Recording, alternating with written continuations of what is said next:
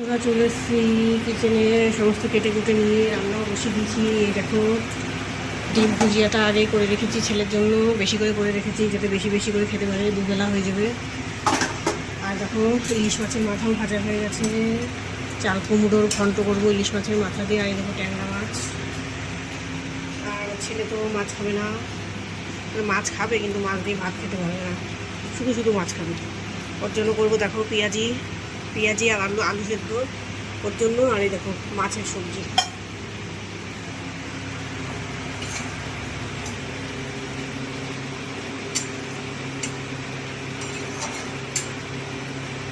আমাদের এখানে গ্যাসের লাইন এসছে, সকাল থেকে খালি 2-3 জন চলে আসলো। ফর্ম ফিল আপ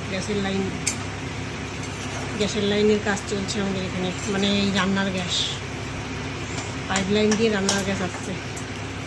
সবার কাছেই হয়তো আসছে, সব এলাকাতেই।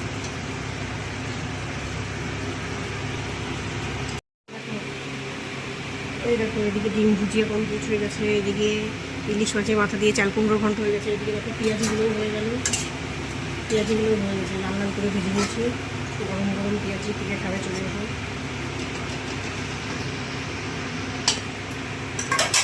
মাছগুলো ভাজবো, চিড়াটা খাবো, রান্না করতে করতে খাওয়ার খাবো। এরপর মশলা তাই মাছগুলো ভেজে দেবো।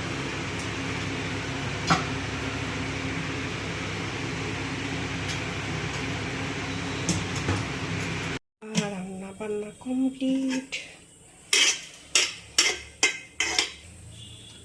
দেখো ভাত কমপ্লিট, মাছের ঝোলটাও হয়ে গেছে, নামিয়ে ফেলে দেবো। এখনও কি বাসন তো এখনও বাকি আছে মাজার, এখন এটা মাজবো, ফ্যানের গামলা মাজবো, এগুলো মাজবো, গ্যাস মুছবো, এখনও অনেক কাজ বাকি।